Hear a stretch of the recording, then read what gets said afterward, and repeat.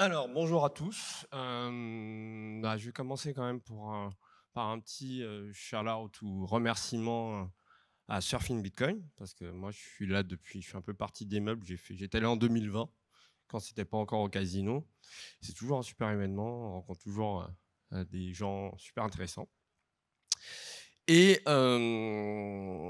donc, aujourd'hui, je vais vous parler d'un sujet un peu technique, qui est très, on va dire, euh, un peu malséant quand on utilise Bitcoin très souvent, c'est des épisodes de frais élevés. On en a eu pas mal ces derniers temps.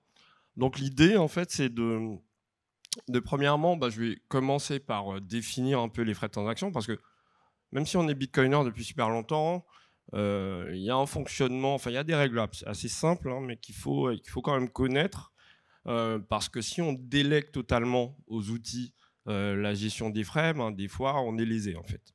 Donc c'est important de connaître, de connaître un peu ces règles de base techniques pour comprendre en fait comment marchent les frais. Et puis après, on va essayer d'analyser l'historique des frais de transaction. Donc on va avoir un graphe. J'ai fait de 2017 à nos jours, mais bon, il y a une préhistoire des frais. Et on va analyser en fait ce qui s'est passé en 2017, en 2020 et en 2024, 2023 surtout. Et puis je vais finir par qu'est-ce qu'on fait. Qu'est-ce qu'on fait quand on a des frais comme on a eu encore, c'était quoi, il y a 10 jours, du 1500 Satoshi par byte. Qu'est-ce qu'on fait, c'est quoi les bonnes pratiques, c'est quoi les outils qu'on a en fait pour naviguer un peu dans cet environnement de frais élevés. Et puis je vais finir par une espèce de prospective sur l'avenir des frais de transaction. Francis disait tout à l'heure que c'est inéluctable qu'on ait des frais élevés dans le futur. Je suis assez d'accord. Donc, on va essayer d'analyser comment ça peut, ce fameux marché des frais, hein, le fee market, comment il va évoluer dans le futur. Donc, ouais, on va commencer par la définition. Alors, pour moi, il y a plein de trucs. Dans Bitcoin, c'est toujours comme ça. Il y a plein de choses qui sont complètement contre-intuitives, mais qu'il faut savoir, notamment quand il s'agit des frais. Donc, en fait, la première chose, c'est pourquoi des frais. C'est vrai, on a un système qui est censé être ouvert, open source, permissionless, décentralisé.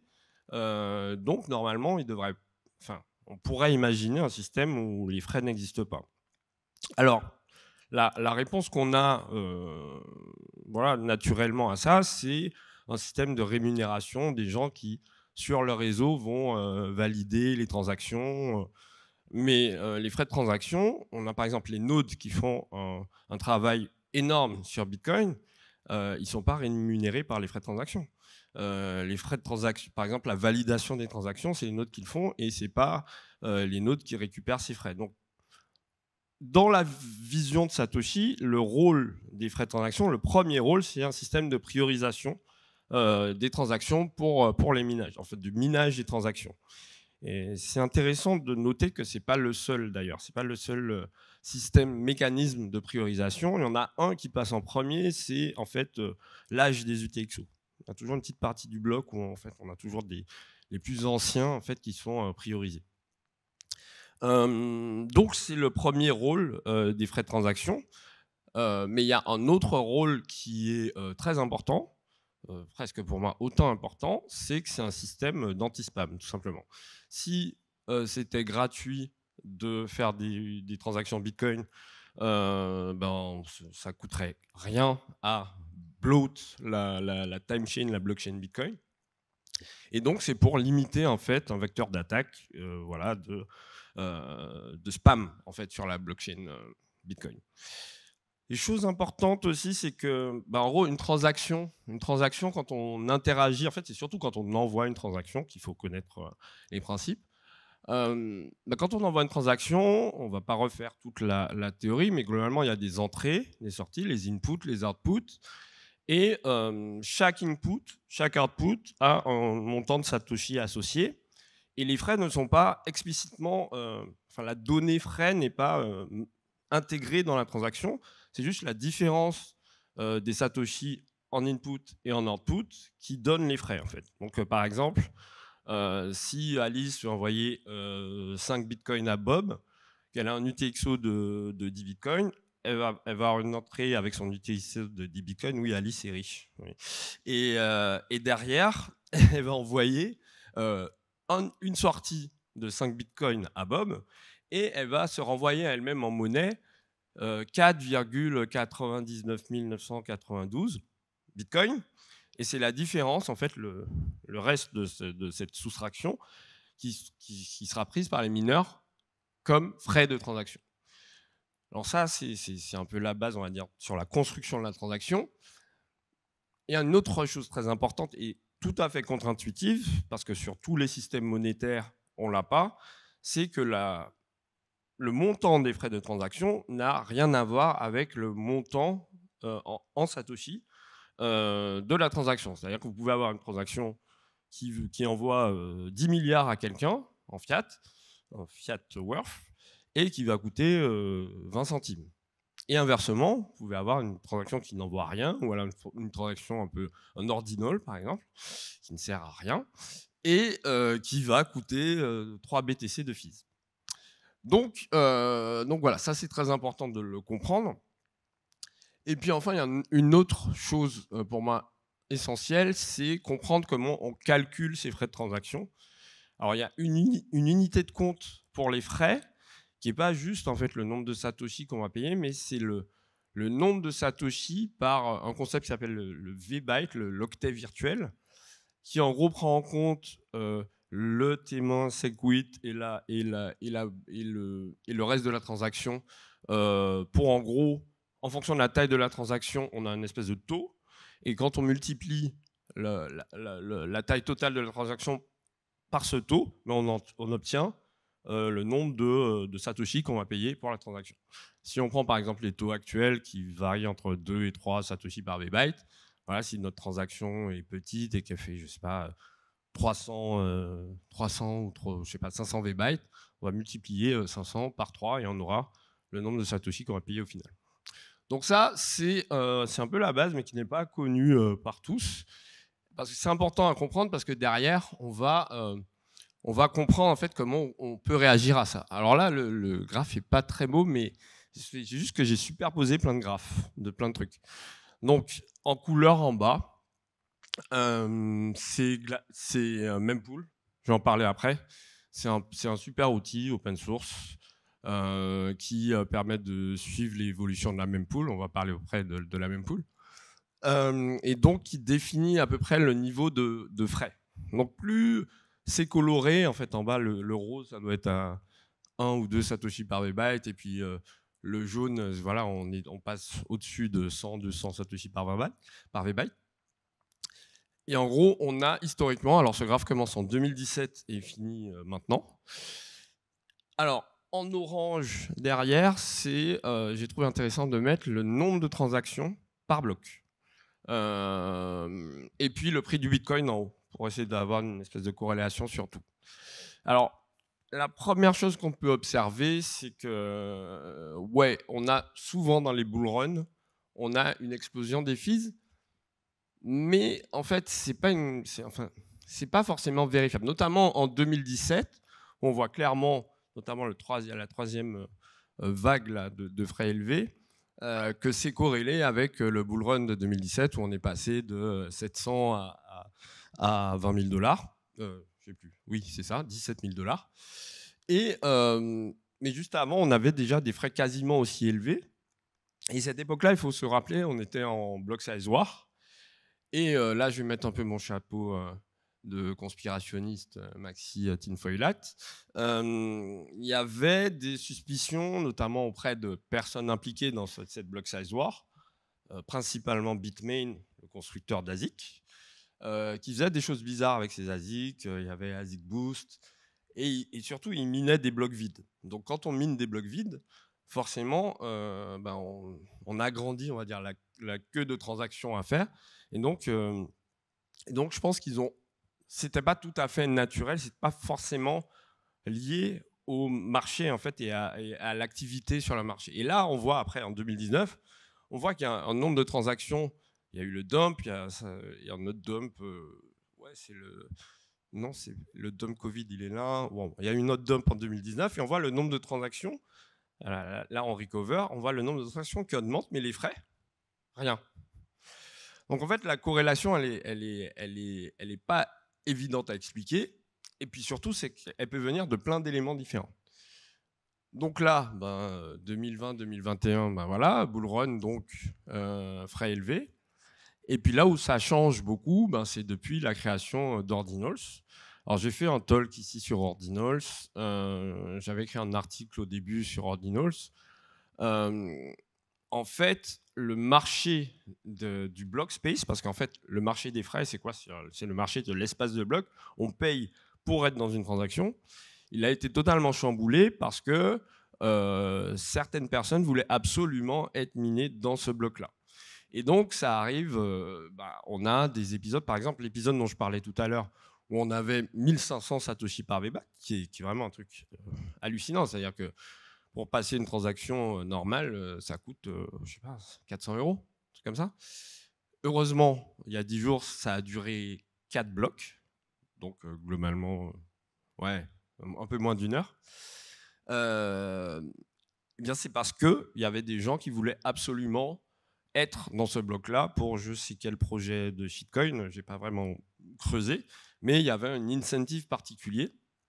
Et c'est là qu'on rentre dans des considérations de ce que dans le monde de Ethereum, ils appellent la MEV, donc la Miner Extracted Value. Donc en gros, dans la game theory en fait, du mining Bitcoin, on rajoute un autre aspect qui n'était pas à la base prévu pour.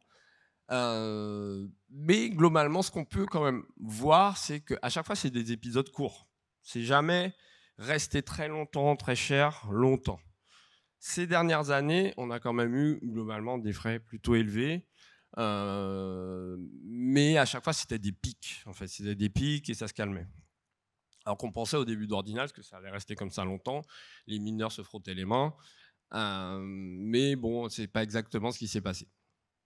Donc du coup, les outils, qu'est-ce qu'on fait pour s'en sortir? Alors, avant de parler des outils, on va prendre des principes de base en fait.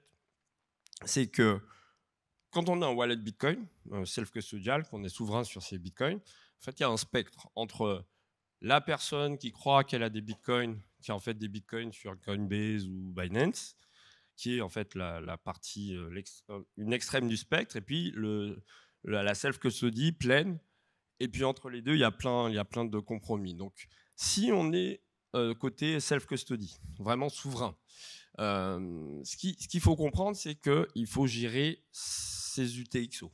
Je ne vais pas définir le terme UTXO, mais en gros, c'est des pièces. Bitcoin, vous avez sûrement étudié ça. Bitcoin, au final, les montants se divisent et c'est comme des pièces. Donc, il ne faut pas se retrouver avec un panier. Vous avez tous un panier chez vous avec plein de pièces qui sont pas exploitables. Vous perdez souvent cet argent. Enfin, il est pas très utilisable. Donc, le plus on a de pièces en fait éparpillées partout, moins elles deviennent utilisable. Donc, the more UTXO, on veut éviter cette situation. Donc, quand on utilise Bitcoin on-chain, généralement, par exemple, quand on fait du DCA, c'est pas conseillé de, sur des petites sommes, je sais pas moi, du 10 €. En fait, je pensais plutôt en SAT. On va dire, pour une transaction qui vaut moins d'1 million de SAT, ça vaut pas le coup d'utiliser de l'on-chain. On va résumer ça comme ça. Parce que si on commence à avoir des UTXO de 10 000, de 20 000, de 50 000 SAT, derrière, il y a un risque qu'ils puissent devenir unspendable, c'est-à-dire pas dépensables. Et on se retrouve obligé de faire ce qu'on appelle la consolidation des UTXO, c'est-à-dire tout ramener, faire converger plusieurs UTXO dans un nouvel UTXO. Ce qui est une bonne pratique dans un sens, mais on aimerait l'éviter au maximum parce qu'il y a des implications, notamment sur la privacy. En fait, voilà, quand une opération de consolidation, dans une analyse on-chain, c'est assez, on va dire, facile à identifier. Donc, les principaux outils. Donc, le premier que j'utilise très souvent, je crois que aujourd'hui, je regarde plus Mempool.space que le prix du Bitcoin. D'ailleurs, c'est un projet open source. D'ailleurs, Bull Bitcoin a une instance de mempool.space. C'est l'outil de base pour voir un peu la météo de la blockchain, de la time chain, et notamment vis-à-vis des frais. Donc là, c'est un extrait, on va dire, récent. Donc, on était voilà. Alors, il y a plusieurs choses dans mempool.space. Là, on voit vraiment un sous-ensemble de tout ce que l'outil offre. Mais le principal outil, c'est voilà, c'est les blocs tout là-haut qui sont d'ailleurs dans un sens inverse parce que là, c'est le passé et là, c'est le futur. Donc, naturellement, ça devrait être inversé, mais c'est comme ça. Alors, on ne sait pas pourquoi. Donc là, les violets, c'est les blocs passés. Le dernier bloc, on voit les frais, par exemple, le bloc 859 081, il était à 3 satoshi par V-byte. Donc, comme vous voyez, on est très loin des 1500 satoshi par V-byte dont je parlais tout à l'heure. Il donne voilà, le range entre la personne qui a payé le moins de frais et la personne qui a payé le plus de frais. Donc là, on voit que sur le dernier bloc, il y a quand même quelqu'un qui a payé 1671 sats par V-byte. Donc c'est quelqu'un, à mon avis, je ne sais pas, il avait un problème. Normalement, il n'aurait pas eu besoin de faire ça. Il a peut-être ses raisons, mais je pense que c'est plus un misclick, quoi. Donc, donc globalement, en fait, on a le range de fees. Et puis, ce qui est encore plus intéressant quand on a une transaction qu'on a envoyée dans la blockchain, ben, voilà, c'est la prospective, c'est l'estimation de frais. L'estimation de frais, c'est un sujet qui a toujours été complexe dans Bitcoin. Moi, j'ai vu des discussions sur ça depuis très longtemps. Bitcoin Core a son propre algorithme d'estimation de frais. Alors, on lui demande, en gros, voilà, on donne un nombre de blocs et il nous donne l'estimation. Si on veut que, par exemple, que la transaction passe dans NextBlock ou dans 5 blocs. NextBlock, normalement, c'est très difficile à calculer, mais voilà, plus on a un nombre de blocs grand, plus l'estimation est correcte. Et donc, il y a Bitcoin Core qui a une estimation, et eux, ils ont leur propre algo qui est open source, et d'autres ont d'autres algos. Par exemple, moi, quand j'étais sur Wallet, nous, on n'envoyait pas beaucoup de transactions, on en envoyait 3 par jour, mais on avait une espèce de sauce interne où on utilisait plusieurs sources d'estimation de frais pour décider c'était quoi le meilleur frais, parce que nous, on voulait absolument passer NextBlock. Ce qui fait que d'ailleurs, pendant les épisodes de frais élevés, voilà, ça pose des problèmes. Donc c'est un outil fantastique. Moi, j'utilise tous les jours. Il y a plein de données. Là, ici, on voit en fait les transactions qui sont représentées par des carrés. Et la taille du carré, c'est la taille de la transaction. Donc voilà, et donc on a tout l'espace de bloc qui est modélisé. Enfin, vraiment outil must-have dans Bitcoin. Alors ça, c'est un autre outil, un outil vraiment bull Bitcoin pour le coup, sur une idée de Francis. Je crois que l'outil a moins d'1 an. Et le principe est simple. C'est une espèce, vous connaissez sûrement le Fear and Greed Index, on a le même à peu près design. Là, l'idée, c'est d'avoir,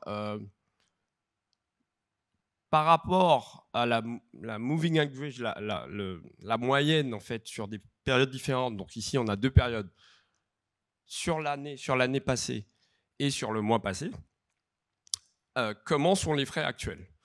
Donc là, par exemple, sur le mois passé, on est très bas. C'est-à-dire que sur tout le mois passé, on est dans la tranche vraiment très basse. Donc, c'est bien de faire sa transaction maintenant.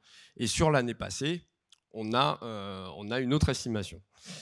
Et ça permet en fait tout simplement de faire un choix. Alors, il y a quelque chose que je n'ai pas dit, c'est que si on fait une transaction Bitcoin, ça dépend du type de la transaction. Mais une des vertus à avoir aussi, c'est la patience. C'est-à-dire qu'on peut, si on n'est pas pressé, définir un taux de frais très bas et quand même être assuré que la transaction sera minée dans un délai relativement prévisible, en fait, globalement.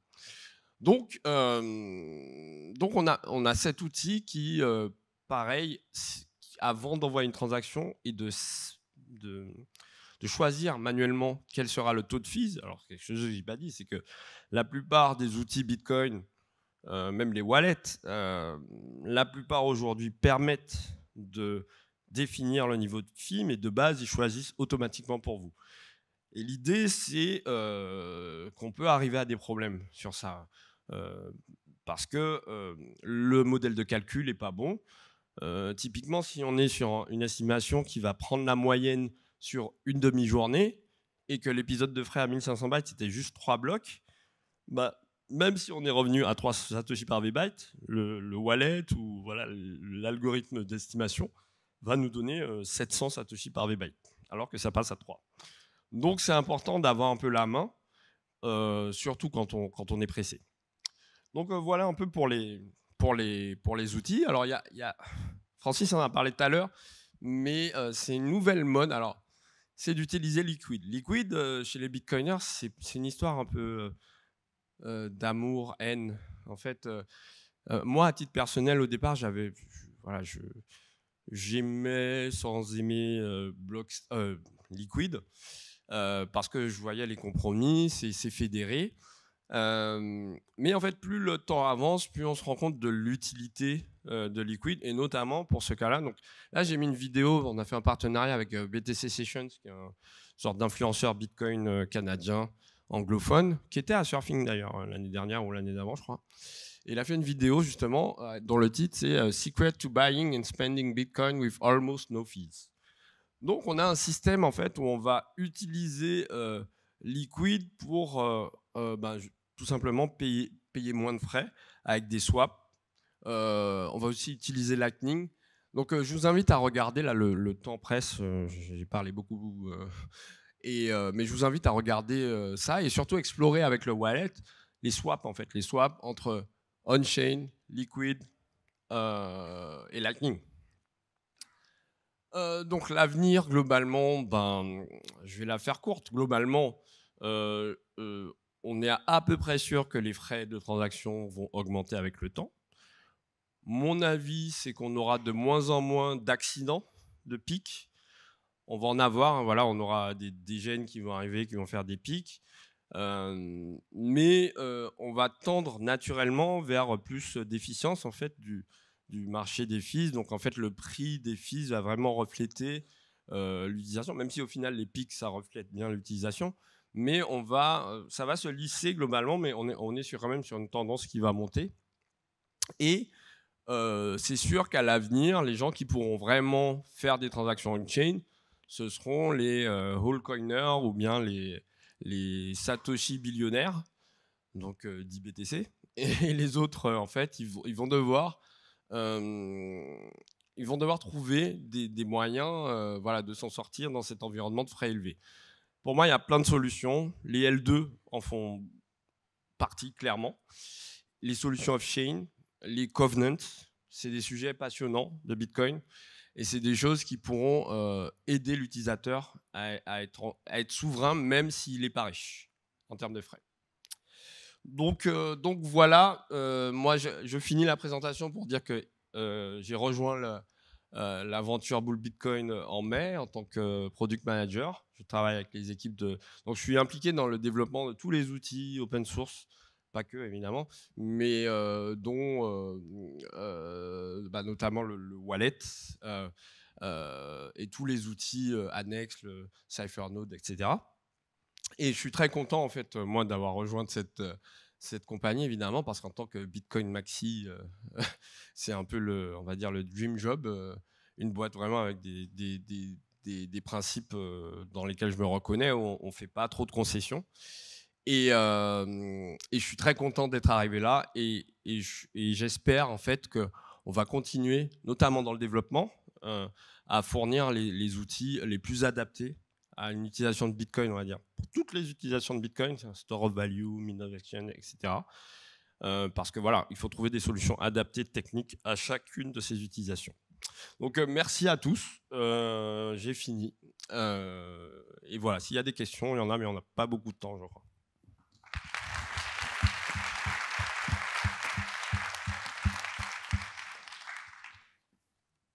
Merci.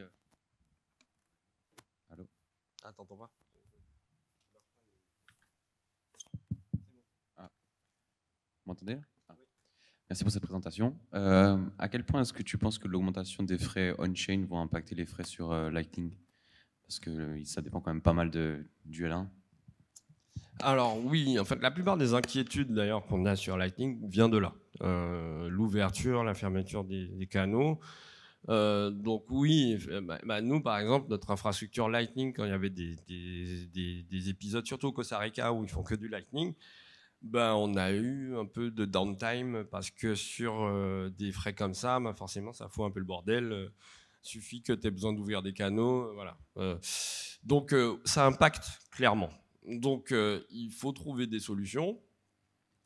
L'idéal, ce serait que Lightning arrive à gérer l'ouverture et la fermeture du channel avec une fréquence la plus basse possible, en fait, globalement.